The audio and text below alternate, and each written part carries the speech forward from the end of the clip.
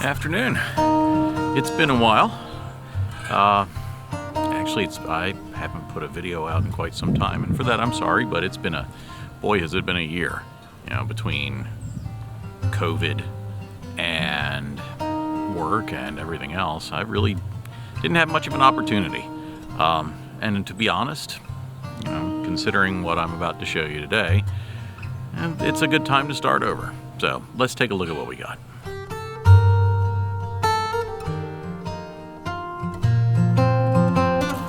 Last fall, everything seemed to be going pretty good. And the bees were busy. They were active. I had honey. I had lots of brood, but not an awful lot of honey. So I actually made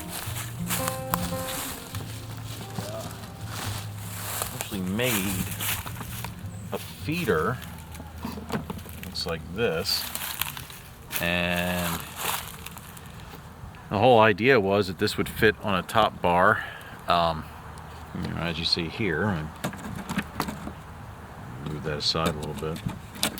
But basically, it would fit on the top bar like that, and there's a hole inside where they could come up and get to the fondant in there. And I came out at one point in December to check and see if I needed to put new fondant in, and no activity. They hadn't even been eating it. So I gave it the benefit of the doubt. I didn't really want to open the hive and take a chance of, letting lots and lots of cold air in there. So I left it sit and watched to see what kind of activity we had on some of the warmer days, and there was no activity. So I came out last week on a very warm, almost 80-degree day, which is pretty rare in early March, and opened it up and found exactly what I expected, which was an empty hive.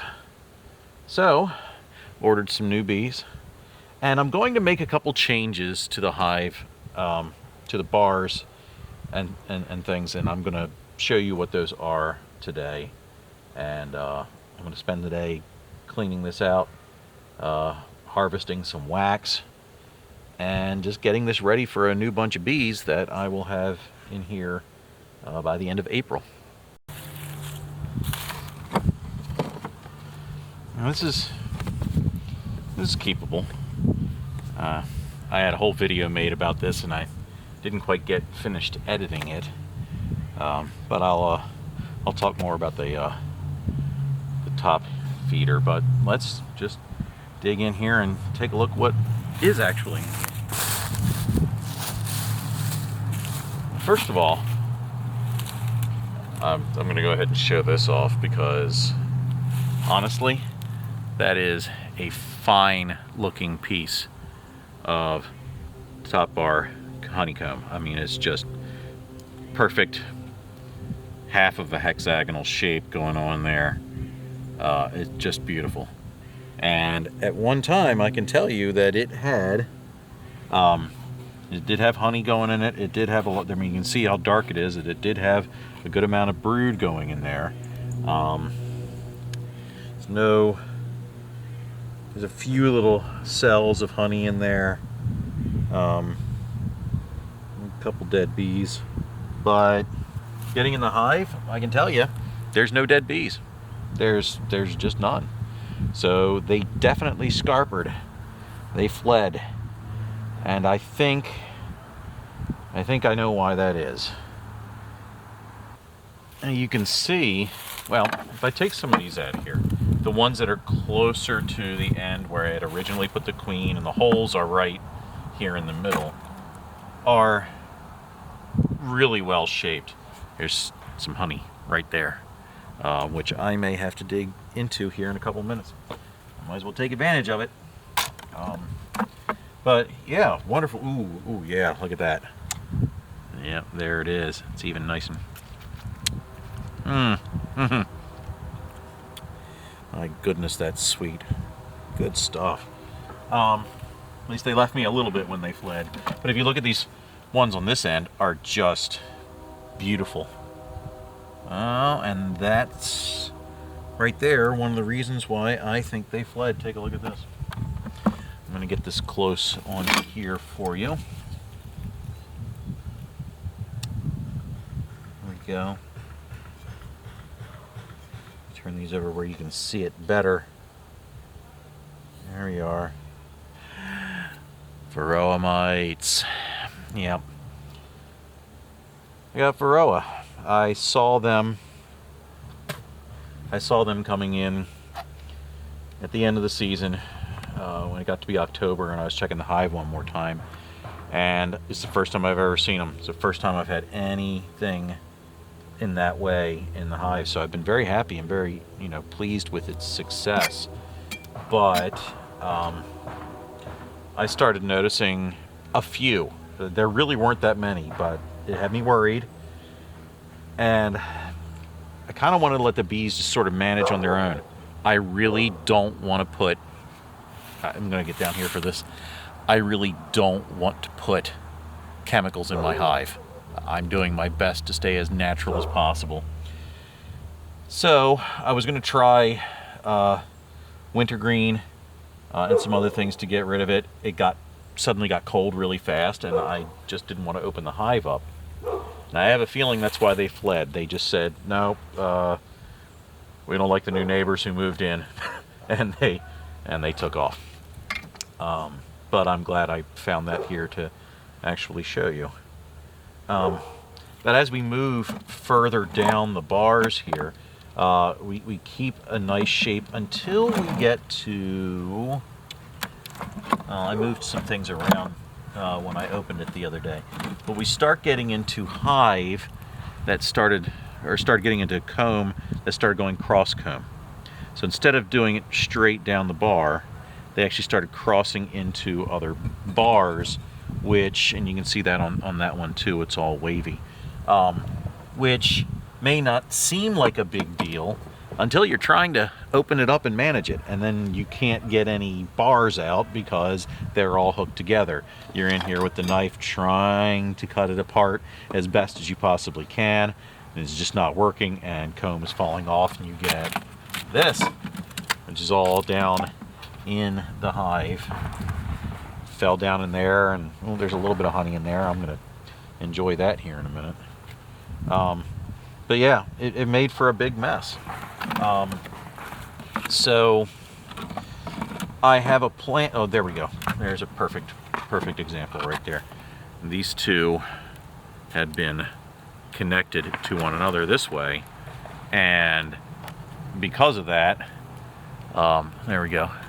Because of that, I wasn't able to get them apart very well, and things just start falling apart. So I have a plan, though.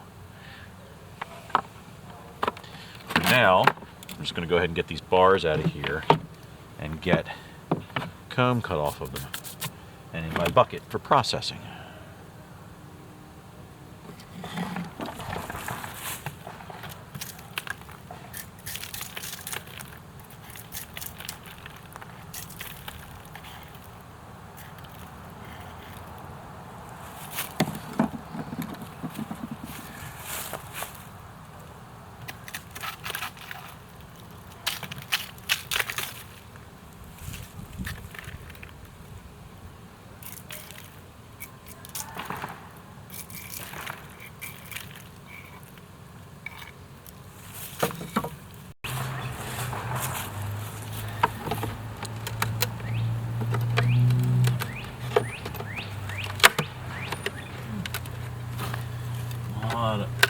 There we go. A lot of problems.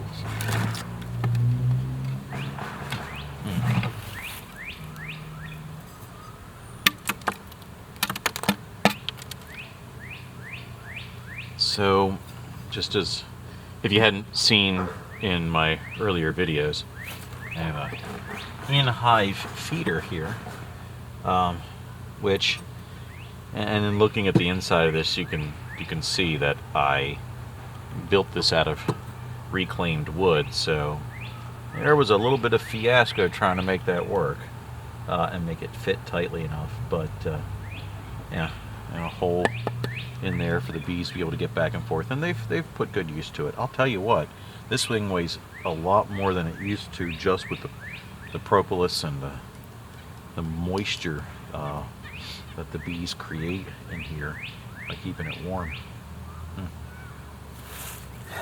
So if you look at the bottom of the hive here, you can listen to this. You can tell just how much wax these bees were producing. Not so much down on this end, because I had that blocked off, and you can see marks along here where they propolised everything. Underneath of this is basically mulch and wood and dirt. And you can see from that right there that I put in there originally. It's basically, I got the idea from Phil Chandler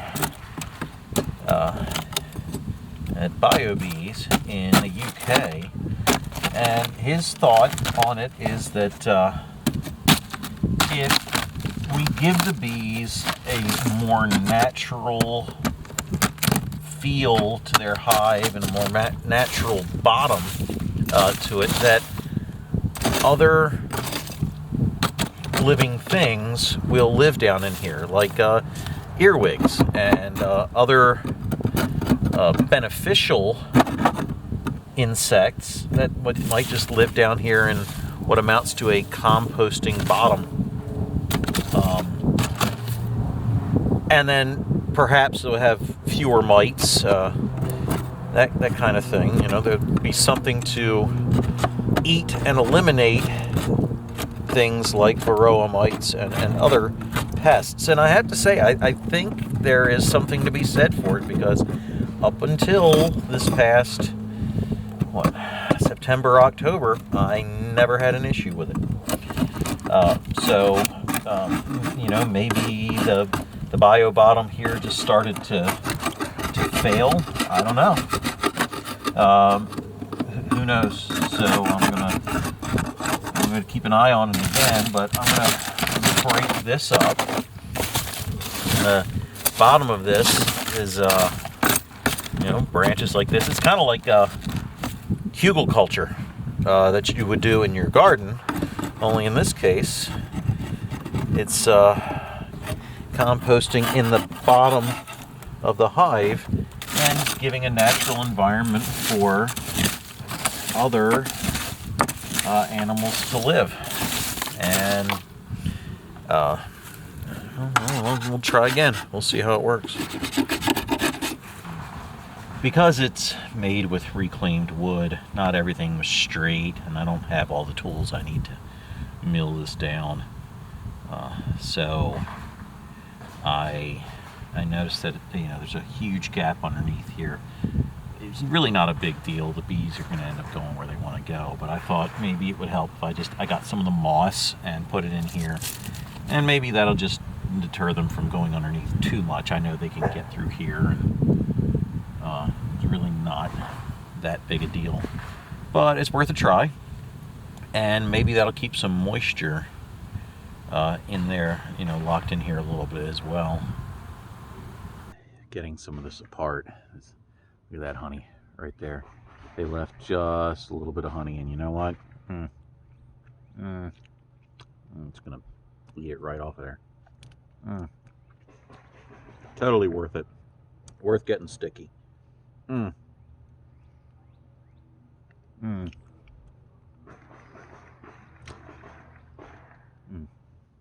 little wax too, but and tasting it,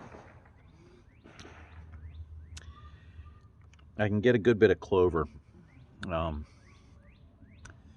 pine. I've got a lot of pine around here too, and I think that they were definitely digging into the pine sap and pine pollen as they were finishing it up. Really good. Well, it looks like I have the majority of this cleaned up. I mean, it's a mess out here, but I've emptied this out. I've rearranged all the natural stuff in the bottom.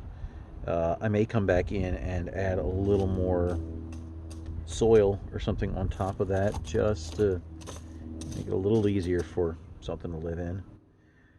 I've moved the feeder all the way to the end. It used to sit in here, but I've moved it all the way to the end, which of course now means that this board doesn't cover well enough, so I'll be cutting a new one of those too. But I guess that means it's time to go ahead and cut some new top bars for the hive. So that'll be the next task.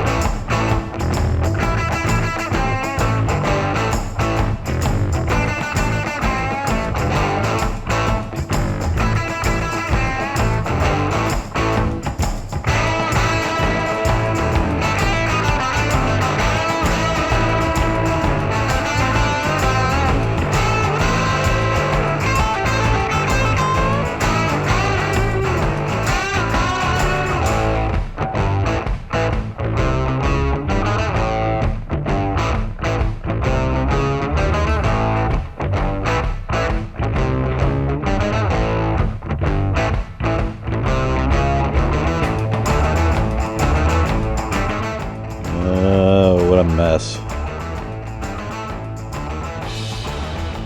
Boy. Alright, so here I am all dust covered. Nasty, but ready to go, I think.